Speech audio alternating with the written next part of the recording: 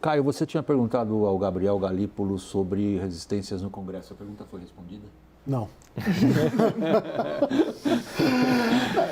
Na verdade, assim, por enquanto, eu não posso falar em resistência, porque assim, o diálogo que a gente tem tido tem sido muito bom. Pontos de tensão, onde que vocês precisam observar para... Olha, o apoio que eu tenho tido, tanto do presidente Pacheco quanto do presidente Lira, tem sido muito alto. Assim, eu posso fazer uma colocação aí?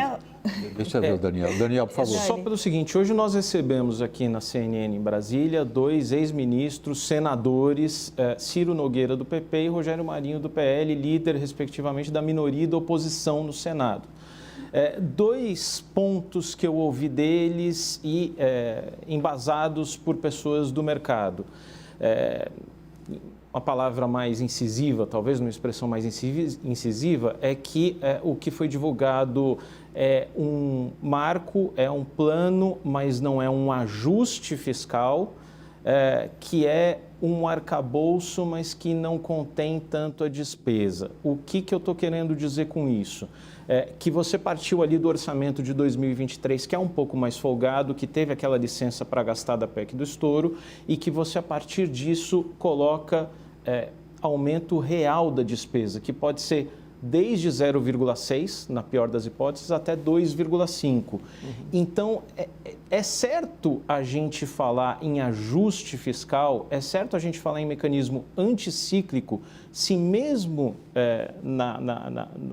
numa hipótese da economia performando bem, a gente vai ter aumento real de despesa de 0,6%. E outra coisinha, você tem a possibilidade de fixar em lei que não haverá corte de gasto.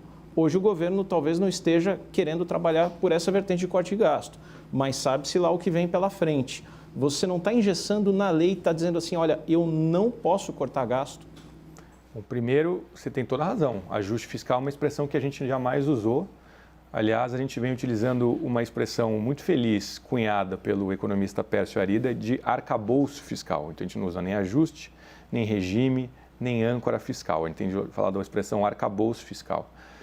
A ideia de arcabouço fiscal é uma coisa mais ampla mesmo, que envolve, inclusive, fazer com que todo tipo de esforço fiscal, seja algum tipo de renúncia ou algum tipo de dispêndio, possa ficar claro, transparente, visível para a sociedade, para que a sociedade possa, inclusive, avaliar se aquele tipo de esforço está dando o resultado desejado, é a coisa menos regressiva ou mais progressiva possível, mais justa do ponto de vista social e que gera mais eficiência para a economia. Então, não é realmente uma ideia de ajuste, é uma ideia de um novo arcabouço fiscal. O país estava há alguns anos, na prática, sem regra fiscal. A gente tinha, de fato, do ponto de vista legal, uma regra, mas que não funcionava. Ela funcionava totalmente por exceções. Então, a gente está tentando constituir um novo arcabouço fiscal. Sobre a questão das despesas, sim, a gente tinha que ter um arcabouço fiscal que contemplasse o programa de governo do presidente Lula. Então, o programa de governo do presidente Lula tinha um Bolsa Família do tamanho que aí está, valorização do salário mínimo, Minha Casa Minha Vida, investimentos. Todas essas questões têm que estar contempladas, porque, como eu disse, a visão que nós temos do ponto de vista do orçamento é justamente aquilo que o William estava comentando. O orçamento é uma peça fundamental, é um pilar de uma democracia. É a maneira como a gente decidiu que nós vamos cuidar um dos outros na velhice, na doença, na educação, como é que a gente vai se projetar enquanto país nos próximos anos. Essa é uma decisão que passa por uma discussão democrática. O que cabe ao economista? O economista é um sujeito preso pela regra de 3 da matemática. Toda vez que você tem que mexer alguma coisa, outra coisa vai ceder. Não tem jeito. Então, cabe a essa regra expor à sociedade da maneira mais clara quais são os efeitos das renúncias e das escolhas que ela vai fazer. Então, se por acaso você quiser fazer alguma coisa num sentido, talvez a dívida fique mais cara, talvez o nível da dívida suba. Se a gente quer fazer cortes, a gente vai ter que abrir mão de algumas coisas. A escolha que existe hoje é preservar os programas sociais e tentar atacar uma grande engenharia que existe hoje de evasão fiscal, as chamadas jabutis, para tentar aumentar a arrecadação financeira. Gabriel, você falou no nível da dívida. Quando vocês fizeram a regra, vocês amarraram o gasto, amarraram o superávit primário e deixaram o nível da dívida solto. Imagino que é porque vocês não controlam a Selic. Está todo mundo fazendo conta. Ali na planilha de vocês está dando 75% do PIB de dívida no final do governo. Agora tem muita gente fazendo conta de 90%. 95%. 95% até. Como que vocês chegaram nesse 75%? Que nível de Selic vocês trabalharam? E aí emendo uma pergunta política.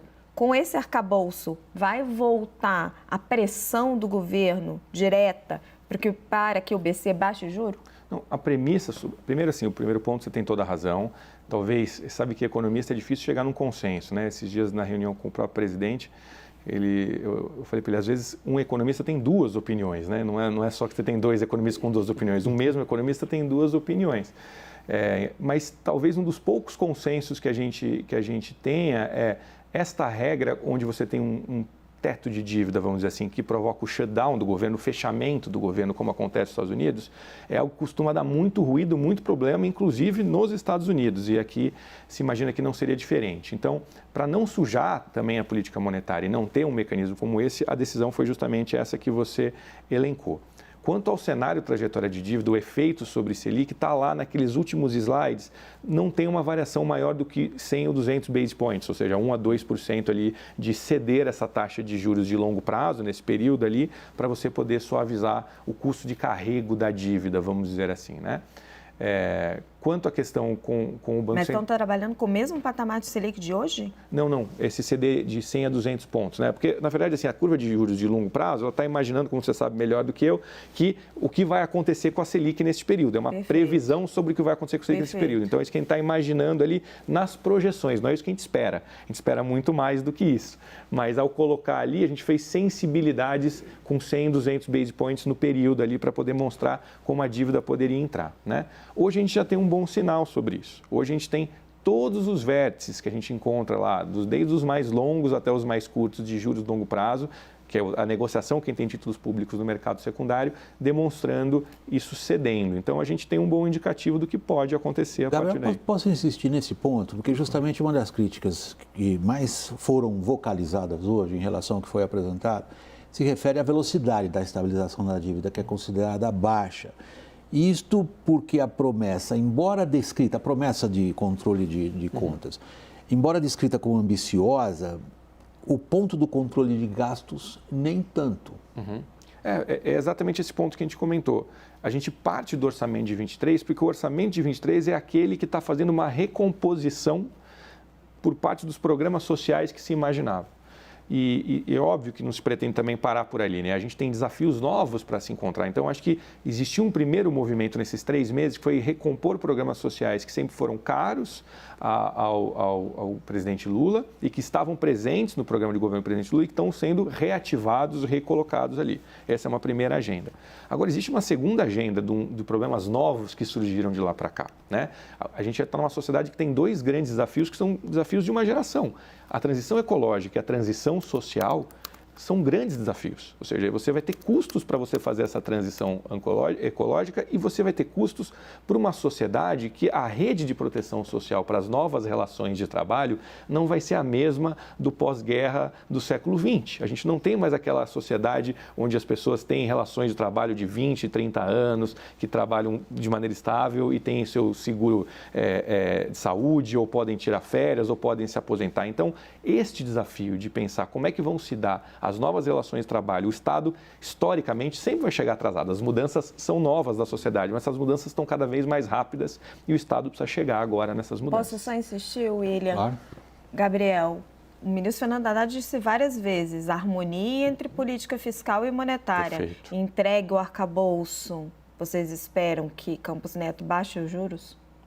Com certeza a gente espera que, entendido por parte do mercado e do Banco Central, que isto permite, dentro daquilo que é a visão do Banco Central, né? E eu não quero entrar aqui no mérito sobre a visão do Banco Central. Dentro da visão do Banco Central, que permite a ele dar a redução de juros, a gente entende sim, e até por isso a gente fez o diálogo com o Roberto Campos, que esse arcabouço estava olhando para isso. O arcabouço, como foi bem dito aqui, quer olhar para os dois lados. Olhar para o cenário que vai permitir ao Banco Central fazer a redução de juros e, do outro lado, olhar para as promessas e para o programa de governo do presidente Lula e para a questão social e para as pessoas que necessitam e tentar contemplar simultaneamente essas duas coisas. Não sei se o Daniel cai, senão eu gostaria de fazer uma pergunta. Vai, por favor. Gabriel, é absolutamente legítimo como as pessoas, a partir da experiência delas, sobretudo do PT, em relação ao trato das contas públicas, enxergam a apresentação de planos desse tipo. Alguns chamam a atenção para a questão parafiscal, ou seja, a capacidade que entidades como, por exemplo, bancos públicos e fundos de pensão têm de minar qualquer tipo de proposta como essa que foi apresentada hoje.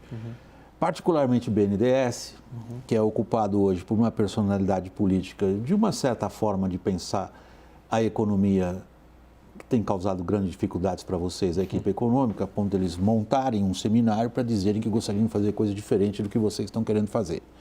Ou se a gente pegar a Petrobras, por exemplo, que novamente agora, por força da lei das estatais, acaba sendo de novo uma ferramenta política, os resultados que a gente viu recentemente não foram auspiciosos. Qual é o seu temor de que o parafiscal torne irrelevante o que o plano do arcabouço propõe? Eu acho que até antes do arcabouço sair, a gente já teve uma demonstração de como a gente pretende tratar isso. O programa Desenrola, que já veio talvez parcialmente a público, né? Ele demonstra que o que se decidiu foi fazer uma segregação de um valor específico, que está ali muito claro, com começo, meio e fim, que não vai depender do balanço do banco público A, B ou C, para ele ter algum tipo de subsídio implícito, vamos dizer assim, e fazer aquilo. Por que isso é tão importante? Isso não é importante só do ponto de vista econômico, para que se dê a transparência, para que o mercado entenda quais são os custos que estão lá dentro e ele possa fazer as devidas projeções e refletir nos preços as suas expectativas em cima daquilo. É importante também para o mercado, mas é importante do ponto de vista democrático. Porque qualquer tipo de esforço fiscal deve ser feito de maneira absolutamente transparente, para que a sociedade possa avaliar. Isso é muito importante, isso faz parte do projeto que a ministra Simone Tebet, que tem sido uma enorme parceira nossa nesse processo como um todo, para fazer esse tipo de avaliação das políticas públicas. Quanto a potenciais divergências de ideias, assim, a gente e o Fernando, é um privilégio estar trabalhando com o Fernando, porque o Fernando trata isso muito bem. Ele não tem receio de conversar com quem pensa diferente, dialogar com quem pensa diferente e passar a construir consensos em torno disso. Eu acho que Agora, na esteira do William, um dos que tem mais vocalizados, e não à toa está lá no BNDES, é o André Lara Rezende, né? Que você, pelo menos as conversas nossas aí, você sempre cita ele. O que vocês pensam do pensamento do André Lara Rezende, basicamente na tese de que o país, o Brasil, não tem risco fiscal? Não, o que você pensa? Não, teve uma reunião que eu posso dizer que aconteceu, porque são duas coisas distintas, vamos lá. Uma coisa é a ideia de um risco soberano. Risco soberano, você não precisa ser da linha A, B ou C acadêmica para discutir isso. Qualquer pessoa que está sentada numa mesa hoje e está calculando um custo ponderado de capital, vai utilizar ali como referência um risco soberano chamado risco país, porque o risco país é aquele que não sofre risco de crédito, ou seja, um país que tem a capacidade de emitir a moeda para quitar a sua própria dívida. Essa é uma discussão que eu acho que é uma questão mais confinada, menor ali, específica. Agora, sobre a discussão de o quanto isso envolve ou não você ter limites para se financiar ou não, eu participei de uma reunião que estava presente o André Lara, estava presente outros economistas, onde eu disse o seguinte: essa discussão sobre os limites para o Estado se financiar ou não é uma discussão acadêmica que envolve o tema similar ou análogo com a discussão se Deus existe ou Deus não existe. A gente pode discutir a existência de Deus infinitamente aqui. Mas existe uma segunda discussão que não dá para a gente levantar, que é se a fé existe ou se a fé não existe. A fé existe. As pessoas vão agir de acordo com a fé delas. Elas vão se comportar a partir da fé delas. Existem convicções dos agentes econômicos. Os agentes econômicos vão ter convicções e essas convicções formam preço. Elas formam preço. Então, é com essas expectativas e essas convicções que quem está manejando a economia tem de lidar. Este é o tema. Então, se é percebido por parte dos agentes econômicos que houve uma elevação do risco país, isto vai gerar efeitos na economia. E, curiosamente, nessa reunião estavam, por exemplo, o Pércio Arida e o André Lara, que já tiveram mais afinidade no passado e hoje têm menos afinidade do ponto de vista ideológico, continuam grandes amigos, mas do ponto de vista de visão acadêmica, e ambos concordaram com essa minha fala um pouco pedestre ali sobre o processo. Então, eu acho que existe muito espaço para conversar, dialogar e construir consensos, né? Muitas vezes também as decisões são tomadas na Fazenda. A Fazenda é como se fosse uma grande torre ali que vê uma coisa bem ampla. Então, muitas vezes as decisões são tomadas da Fazenda, para quem está vendo de fora, vê de um ponto de vista específico e enxerga um lado. Mas existe um todo ali que amplia muitas vezes a complexidade dessas tomadas de decisões que muitas vezes quando a gente consegue esclarecer e botar as claras, suaviza alguns tipos de contradições. Nem sempre é possível colocar todas elas dessa maneira. Gabriel, qual que é o tamanho do comprometimento do Arthur Lira com esse projeto? Olha, até agora a gente tem tido uma relação de uma franqueza e parceria com ele gigantesca. Assim, eu realmente tenho tido o zelo de sempre levar a ele todos os tipos de projetos que a gente vai fazer para poder ouvi-lo, para poder colher informações, para poder informá-lo. E ele também, sempre que tem qualquer questão, tem tido a delicadeza de nos chamar para conversar, informar e conversar. Então, eu realmente só tenho a agradecer a parceria que nós temos até agora com ele. E eu sinto que ele tem apoiado muito tanto o tema do arcabouço fiscal quanto da reforma tributária. Gabriel Galípolo, secretário executivo do Ministério da Fazenda, muito obrigado pela conversa aqui no WW, sua presença aqui no estúdio. Boa noite, Gabriel. Boa noite, muito obrigado a todos vocês, foi um prazer.